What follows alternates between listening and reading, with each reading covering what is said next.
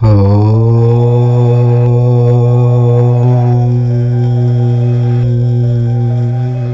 నెల 10వ తేదీన అనగా జూలై 10వ తేదీన గురు పౌర్ణమి రాబోతుంది. ఈ గురు పౌర్ణమి అనేది హిందువులకు ఒక పెద్ద పండుగ. ఈరోజు ఏం చేసినా చేయకపోయినా సాయిబాబాకు ఇష్టమైన కొన్నిటిని ఆయన ఫోటో ముందు పెడితే చాలు, మీరు ఏది కోరుకుంటే అది జరుగుతుంది. మీ కోరికలు నెరవేరుతాయి. అఖండ ఐశ్వర్యం మీ సొంతమవుతుంది. మరి గురు పౌర్ణమి రోజు సాయిబాబా ఫోటో ముందు ఏం పెట్టాలో ఈరోజు మనం ఈ వీడియోలో తెలుసుకుందాము. ఆషాఢ పౌర్ణమినే గురు పౌర్ణమి మరియు వ్యాస పౌర్ణమిగా జరుపుకుంటూ ఉంటారు. ఎందుకంటే ఈ లోకంలో ప్రతి ఒక్కరికి మొదటి గురువు తల్లి. తల్లి తర్వాత మనలో ఉన్నటువంటి జ్ఞానాన్ని బయటకు తీసేది ఒక గురువు మాత్రమే కనుక గురువుకు అంతటి ప్రాధాన్యత కల్పించారు మన పెద్దలు. అజ్ఞానమనే చీకటిని తొలగించే గురువు సాక్షాత్తు బ్రహ్మ అనటంలో సందేహం లేదు. అద్వితీయమైన గురు పరంపరలకు ఆలవాలం మన భారతదేశం. గురువును బ్రహ్మ విష్ణు మహేశ్వర స్వరూపంగా పూజించే ఉత్కృష్టమైన సంస్కృతి మనది. గురుకుల విద్యా విధానం అమలులో ఉన్న కాలంలో గురువులు దైవంతో సమానంగా పూజింపబడేవారు. ఆ గురువులు కూడా శిష్యులను తమ కన్న బిడ్డల కన్నా మిన్నగా ప్రేమించేవారు. నేటి కాలంలో అంతటి గొప్ప గురు శిష్య సంబంధాలు చాలా అరుదు. గురు పూర్ణిమను పురస్కరించుకుని గురువులను స్మరించటం వల్ల త్రిమూర్తులను స్మరించిన పుణ్యఫలం లభిస్తుంది. ఆదియోగి ఆది గురువైన మహాశివుడు ఆషాఢ పౌర్ణమి నాడు సప్త ఋషులకు జ్ఞానబోధ చేశాడని శివపురాణం చెప్తున్నది. ఆషాఢ పౌర్ణమి దత్తాత్రేయుడు తన శిష్యులకు జ్ఞానబోధ చేసిన రోజుగా దత్త చరిత్ర చెప్తుంది. వ్యాస మహాముని ఈ రోజున సత్యవతి సంతనులకు జన్మనిచ్చాడని, కొన్ని సంవత్సరాల తర్వాత ఆయన ఇదే రోజున వేదాలను ఋక్, యజుర్, సామ, అథర్వణ వేదాలుగా విభజించాడని ప్రతీతి. ఈ పుణ్య విశేషాలను పురస్కరించుకొని ఆషాఢ పౌర్ణమిని గురు పూర్ణిమగా వ్యాస పూర్ణిమగా జరుపుకుంటూ ఉంటాము. అయితే ఇలాంటి పరమ పవిత్రమైన రోజున స్నానం చేసే నీటిలో ఇది ఒక్కటి వేసుకొని స్నానం చేస్తే మానసిక బలం పెరుగుతుంది. మన శరీరానికి అంటుకున్న పాపాలన్నీ కూడా పోతాయి. కోటి జన్మల పుణ్యం వస్తుంది. ఒంట్లోని చెడు శక్తులన్నీ కూడా పోతాయి. దేహానికి తెలియని దివ్య శక్తి వస్తుంది. దేనినైనా సరే సాధించే మనోధైర్యం వస్తుంది. దైవిక శక్తులు మీకు తోడుగా ఉండి మీకు అన్ని పనుల్లో విజయం కలిగేలాగా దీవిస్తారు. ఇక ఈ గురు పౌర్ణమి రోజు స్నానం చేసే నీటిలో ఒక అర స్పూన్ పసుపు లేదా గులాబీ రేకులు వేసుకుని స్నానం చేస్తే సకల దోషాలు తొలగిపోతాయి. ఈరోజు ఇలా నీటిలో పసుపు లేదా గులాబీ రేకులు నీటిలో వేసుకుని స్నానం చేస్తే మానసిక బలం పెరుగుతుంది. శరీరానికి అంటుకున్న పాపాలన్నీ పోయి కోటి జన్మల పుణ్యం వస్తుంది. ఒంట్లోని అన్ని చెడు శక్తులు పోతాయి. దేహానికి తెలియని దివ్య శక్తి వస్తుంది. దేనినైనా సాధించే మనోధైర్యం వస్తుంది. 1000 ఏళ్ల పాపాలు దరిద్రాలు ఆనీటితో పోతాయి. జాతకంలో ఉండే దోషాలు కూడా పోతాయి. మీ జాతకం అద్భుతంగా మారిపోతుంది. కనుక ఆషాఢ పౌర్ణమి రోజు అందరూ కూడా తప్పక ఈ విధంగా స్నానం చేయండి. శుభ ఫలితాలను పొందండి. గురు పౌర్ణమి ఎంతో శక్తివంతమైన రోజు. ఇంట్లో పొరపాటున ఈ కూర వండినా లేదా ఇంట్లో వారు ఈ కూర తిన్నా కటిక దరిద్రాన్ని అనుభవిస్తారు. ఎన్ని జన్మలు అయినా సరే ఆ పాపం వెంటాడుతూనే ఉంటుంది. ఈ కూర గురు పౌర్ణమి రోజున తినటం వల్ల ఆ పరమేశ్వరుని ఆగ్రహానికి గురి అవుతారు. గురు పూర్ణిమ చాతుర్మాస దీక్ష ప్రారంభ సమయంలో వస్తుంది. ఈ పుణ్య విశేషాలను పురస్కరించుకుని ఆషాఢ పౌర్ణమి నాడు గురు పౌర్ణమిగా వ్యాస పూర్ణిమగా జరుపుకుంటూ ఉంటాము. మరి ఎంతో పవిత్రమైన మరియు శక్తివంతమైన గురు పౌర్ణమి రోజున ఏ కూర తినటం వల్ల పరమశివుడికి కోపం వస్తుందో ఇప్పుడు మనం ఈ వీడియోలో తెలుసుకుందాం. అంతకన్నా ముందు మా వీడియోకి ఒక లైక్ కొట్టి మా ఛానల్ని సబ్స్క్రైబ్ చేసుకోండి. ఇక వీడియోలోకి వస్తే ఈ మహాశక్తివంతమైన రోజున అస్సలు తినకూడని కూర తోటకూర మరియు మాంసాహారం. వీటిని తినటం వల్ల మీకు మహాపాపం చుట్టుకుంటుంది. శివుడికి కోపం తెప్పించిన వారు అవుతారు. ఈ గురు పౌర్ణమి రోజున మత్తు పదార్థాలకు దూరంగా ఉండాలి. ఈ రోజున సూర్యోదయం నుండి రాత్రి చంద్రుణ్ణి చూసేంత వరకు ఉపవాసం చేస్తే మీకు అష్టైశ్వర్యాలు చేకూరతాయి. అలాగే ఈరోజు మీరు అతి ముఖ్యంగా చేయవలసింది దత్తాత్రేయుని సాయిబాబాను పూజించుకోవాలి. దత్తాత్రేయునికి శనగలతో చేసిన దండను సమర్పిస్తే మీ కుటుంబ సభ్యులు ఆయురారోగ్యాలతో వర్ధిల్లుతారు. శనగలను ఒకరోజు ముందే నానబెట్టి మరుసటి రోజున దండలాగా గుచ్చి దత్తాత్రేయునికి సమర్పించాలి. ఈ దండను పిల్లల చేత వేయిస్తే వారు చదువుల్లో ఉన్నత స్థాయికి ఎదుగుతారు. ఒకవేళ మీ ఇంటిలో దత్తాత్రేయుని పటం లేకపోతే ఆ మాలను శివుడికి సమర్పించండి, శుభం చేకూరుతుంది. కాబట్టి ఎంతో పవిత్రమైన ఈరోజు ఇప్పుడు మనం చెప్పుకున్న ఈ పరిహారాలను పాటించండి. అలాగే తోటకూరను, శనగలను, మాంసాహారాన్ని, మత్తు పానీయాలకు దూరంగా ఉండండి. శివుణ్ణి, దత్తాత్రేయుని, సాయిబాబాను ఆరాధించి సకల శుభాలను పొందండి. ఇక వీడియోలోకి వస్తే, గురు పూర్ణిమ అంటే సాయిబాబాకు చాలా ఇష్టమైన రోజు కనుక అనేక మంది ఆయనను పూజిస్తూ ఉంటారు. ఈ రోజున సాయిబాబాకు ఎంతో ఇష్టమైన వీటిని సమర్పిస్తే చాలు మీ కోరికలను ఆ బాబా నెరవేరుస్తాడు. ఆయన అనుగ్రహం మీకు కలుగుతుంది. సాయిబాబా కలియుగ దైవం, భక్తుల కష్టాలను ఆయన తీసుకుని పరిష్కారాన్ని చూపే ధర్మమూర్తి. మరి సాయిబాబాకు ఏం పెట్టాలంటే, ముందుగా గురు పౌర్ణమి రోజు ఉదయాన్నే నిద్రలేచి శుచిగా తలస్నానాన్ని ఆచరించాలి. మీ పూజ గదిలో సాయిబాబా ఫోటోను పెట్టుకుని పూజించుకోవాలి. మొదటిగా స్వామివారికి గంధాన్ని సమర్పించాలి. ఎందుకంటే సాయిబాబాకు గంధం అంటే ఎంతో ఇష్టం. గంధంతో ఆయన్ను పూజించటం వలన ఆయన దీవెనలు ఎల్లప్పుడూ మీ మీద ఉంటాయి. ఇక షిరిడి సాయిబాబాకు పారాయణం అంటే ఎంతో ఇష్టం. షిరిడి సాయి గురు చరిత్ర గురు పూర్ణిమ రోజున తన భక్తులు చదివితే ఆయనకు ఎంతో ఇష్టం. అలాగే సాయి నక్షత్రమాలను తప్పకుండా ఈరోజు 9 సార్లు చదువుకోవాలి. అలా చదివితే సాయి పారాయణ చేసినట్లే అవుతుంది. ఇక పూజ అయిపోయాక ఇచ్చే హారతి అంటే ఆయనకు చాలా ఇష్టం. ఆయనకు చేసే పూజ పూర్తయ్యాక నైవేద్యం సమర్పించిన తర్వాత హారతిని ఇస్తే సాయి కరుణ మీ మీద ఉంటుంది. మీ కోరికలు నెరవేరుతాయి. ముఖ్యంగా సాయిబాబాకు గురు పౌర్ణమి రోజున మర్చిపోకుండా సాయిబాబాకు ఇష్టమైన మన ఇంట్లో చేసుకున్న అన్నాన్ని సమర్పిస్తే ఆయన ఎంతో సంతోషపడి కోరిన కోరికలు నెరవేరుస్తాడు. ఎందుకంటే ఆయన ఊరంతా ఇంటింటికి తిరిగి వారు ఏది పెడితే అదే తినేవాడు. అటువంటి ఆయనకు ఎంతో ఇష్టమైన అన్నాన్ని నైవేద్యంగా ఆయనకు సమర్పించాలి. అలాగే నైవేద్యంగా అన్నం పెట్టిన తర్వాత ఆ అన్నాన్ని పేదవారికి లేదా మూగ జీవాలకు పెట్టడం వలన మీకు జన్మజన్మల పుణ్యం కలుగుతుంది. అదేవిధంగా సాయిబాబా అనుగ్రహం మీకు కలిగి మీ కోరికలు నెరవేరుతాయి. అన్నంతో పాటు మిఠాయిలు, పువ్వులు, పాలను కూడా సమర్పించవచ్చు. భక్తితో పండ్లను సమర్పిస్తే ఎంతో ఇష్టంగా స్వీకరించి మీ సమస్త కోరికలను నెరవేరుస్తాడు.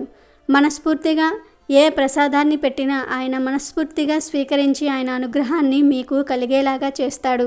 మీరు కూడా రేపు గురు పౌర్ణమి రోజు సాయిబాబాకు ఎంతో ఇష్టమైన అన్నాన్ని నైవేద్యంగా సమర్పించి ఆయన ఆశీస్సులను పొందుకోండి. పురాణ కాలం నుంచి నేటి వరకు గురువు అంటే అందరికీ వేదవ్యాస మహర్షి గుర్తుకు వస్తాడు. ఈ క్రమంలోనే వేదవ్యాస మహర్షి జన్మించిన ఈ పౌర్ణమిని ఆయన జన్మదినానికి గుర్తుగా భావించి గురు పౌర్ణమిగా ప్రజలు పెద్ద ఎత్తున ఒక పండుగలాగా నిర్వహించుకుంటూ ఉంటారు. మన పురాణాల ప్రకారం వేదాలను 4 భాగాలుగా విభజించి వాటిని సామాన్యుల చెంతకు చేరవేయటంలో వేదవ్యాస మహర్షి ఎంతో కృషి చేశారు. మహాభారతాన్ని మనకు అందించిన వేదవ్యాస మహర్షి జన్మదినం ఆషాఢశుద్ధ పౌర్ణమి రోజు కనుక ఆ రోజును వ్యాస పౌర్ణమిగా జరుపుకుంటూ ఉంటారు. పూర్వం వారణాసిలో వేదనిధి, వేదవతి అనే బీద దంపతులు నివాసం ఉండేవారు. వారు ఎల్లప్పుడూ ఆధ్యాత్మిక చింతన, భక్తి జ్ఞానం కలిగి జీవించేవారు. కానీ ఈ దంపతులకు సంతానం లేదు. ఎన్ని నోములు నోచి వ్రతాలు చేసినా ఫలితం లేకపోయింది. ఇదే సమయంలో వారణాసిలో ఉండే వ్యాస భగవానుడు రోజు మధ్యాహ్న సమయంలో రహస్యంగా గంగా నదికి స్నానానికి వస్తూ ఉంటారని తెలుసుకున్న వేదనిధి ఎలాగైనా సరే ఆయనను దర్శించుకోవాలని భావించాడు. ఆ రోజు నుంచి వ్యాసుడి కోసం 1000 కళ్ళతో వెతకటం ప్రారంభించాడు వేదనిధి. ఈ నేపథ్యంలో ఒకరోజు భిక్షువు రూపంలో చేతిలో దండం, కమండలం ధరించిన ఒక వ్యక్తిని చూసిన వేదనిధి వెంటనే అతడి పాదాలపై పడి నమస్కరించాడు. ఆ భిక్షువు మాత్రం కసురుకున్నా సరే పట్టిన పాదాలను మాత్రం విడవకుండా, మహానుభావ, తమరు సాక్షాత్తు వ్యాస భగవానులని నేను గ్రహించాను. కాబట్టి మిమ్మల్ని శరణు పొందగోరుచున్నాను అని అన్నాడు. ఆ మాటలకు కంగుతిన్న ఆ సన్యాసి గంగానది ఒడ్డున నలుదిశలా చూస్తూ ఎవరైనా తనను చూస్తున్నారేమోనని పరికించాడు. వెంటనే వేదవిధిని ఆప్యాయంగా పైకి లేపి ఏమి కావాలో కోరుకోమంటాడు. అప్పుడు వేదనిధి, రేపు నా తండ్రి పితృకార్యం, దానికి తమరు అతిథిగా మా ఇంటికి తప్పక విచ్చెయ్యాలని వేడుకుంటాడు. వేదనిధి ఆహ్వానాన్ని మన్నించి వ్యాసమహర్షి దీనికి అంగీకరిస్తాడు. దీంతో సంతోషంగా ఇంటికి చేరుకున్న వేదనిధి తన సతీమణికి గంగానదీ తీరంలో జరిగిన వృత్తాంతమంతా కూడా వివరించాడు.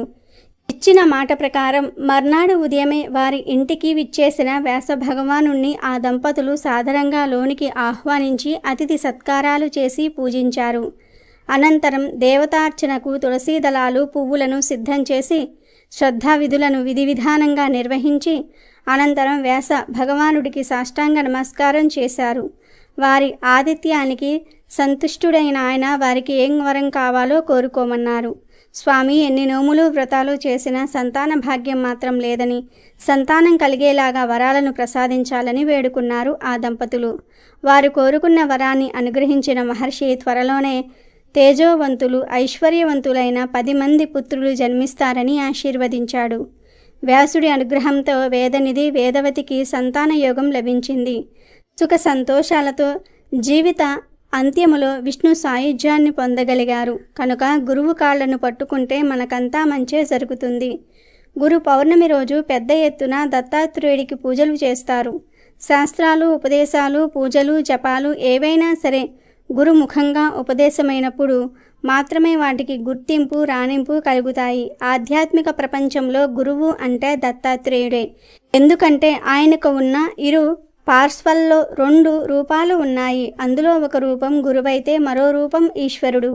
గురువు దేవుడు ఒకరిలోనే ఉండటం విశేషం. అలాంటి విశిష్ట రూపంగా అవతరించాడు దత్తాత్రేయుడు. కనుకనే దత్తాత్రేయుడు గురు దేవుడయ్యాడు. గురు పూర్ణిమ రోజున తప్పక విశిష్ట గురువు అయిన దత్తాత్రేయుని స్మరించుకోవాలి. అదేవిధంగా 2 తెలుగు రాష్ట్రాలలో గురు పౌర్ణమి రోజు సాయిబాబా ప్రత్యేక పూజలను నిర్వహించి పెద్ద ఎత్తున భక్తులు బాబా ఆలయాలను దర్శిస్తారు. గురు పౌర్ణమి నుంచి 3 రోజుల పాటు ఆలయాలలో కొత్త ఎత్తున ఉత్సవాలు జరుగుతాయి. అయితే ఈ గురు పౌర్ణమి రోజు ఈ చెట్టును తాకితే చాలు తిరిగిలేని రాజయోగం పడుతుంది. తరతరాలకు తరగని ఐశ్వర్యం వస్తుంది. దశ తిరిగిపోతుంది. సంవత్సరానికి ఒక్కసారి వచ్చే గురు పౌర్ణమి రోజు ఈ చెట్టును తాగితే కష్టాలు పోతాయి, అష్టైశ్వర్యాలు కలుగుతాయి, ఒంట్లోని రోగాలు పోతాయి, మనశ్శాంతి లభిస్తుంది, మీ శరీరానికి పాజిటివ్ శక్తి వస్తుంది, కోరిన కోరికలు నెరవేరుతాయి అని శాస్త్రం చెప్తోంది.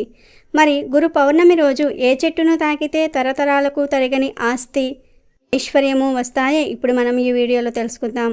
మన భారత భూమిలో అనేక రకాలైన మొక్కలు, వృక్షాలు ఉన్నాయి. వాటిల్లో చాలా రకాల శక్తులు దాగి ఉన్నాయి. మొక్కలు, వృక్షాలు అనేవి మానవ జాతి కోసం ఈశ్వరుడు ఇచ్చిన వరంగా మనం చెప్పుకోవచ్చు. మొక్కలు, వృక్షాలు ఆక్సిజన్ని వదులుతాయి, శుద్ధమైన గాలిని ఇస్తాయి. మొక్కల్లో అనేక చమత్కార గుణాలు ఉన్నాయి. మొక్కల యొక్క పూలు, ఫలాలను మనం అనేక రోగాల విముక్తి కోసం కూడా వినియోగిస్తూ ఉంటాము. చాలా ఏళ్లుగా తగ్గని మొండి రోగాలను కూడా ఔషధాలు తగ్గిస్తాయి. అయితే కొన్ని మొక్కలను తాకితేనే చాలు దౌర్భాగ్యం, దరిద్రం పోతాయి అని శాస్త్రాలు చెప్తూ ఉన్నాయి. అంతేకాదు కొన్ని రకాల మొక్కల దగ్గరకు వెళ్ళి నిలబడితే చాలు మనశ్శాంతి కలుగుతుంది. ఇంకొన్ని రకాల మొక్కల దగ్గరకు వెళ్ళి గాలిని పీల్చుకుంటే ఆరోగ్యం మెరుగుపడుతుందని ఆయుర్వేద శాస్త్రాలు కూడా చెప్తూ ఉన్నాయి. కనుక మొక్కలు చాలా విశిష్టమైనవి. ప్రతి మొక్క గొప్పదే. దేని ప్రత్యేకత దానికి ఉంటుంది. ఏ మొక్కను కూడా పనికిరాదు అని చెప్పడానికి లేదు. మనం పిచ్చి మొక్కలుగా చూసే మొక్కలలోనే ఆయుర్వేదంలో ఎన్నో రకాల మందులు చేస్తారు. ఒక్కో రకమైన మొక్కకు ఒక్కో రకమైన విశిష్టత ఉంటుంది. అయితే ఆషాఢ పూర్ణిమ రోజు ఒక ప్రత్యేకమైన చెట్టును తాకితే చాలు తరతరాలకు తరగని ఐశ్వర్యం వస్తుందని శాస్త్రాలు చెప్తూ ఉన్నాయి. మన బాడీ హీల్ అవ్వడానికి, మన శరీరం ఉత్తేజితం అవ్వడానికి, మంచి శక్తిని పుంజుకోవడానికి, దరిద్రం పోవడానికి ఈ చెట్టును ఉపయోగించుకోవాలి అని శాస్త్రం చెప్తుంది. మరి ఆ చెట్టు ఏమిటి అంటే అరటి చెట్టు. మన హిందూ సాంప్రదాయంలో అరటి చెట్టుకు ఎంతో ప్రాధాన్యత ఉంది. అరటి చెట్టు గురుగ్రహానికి సూచిక.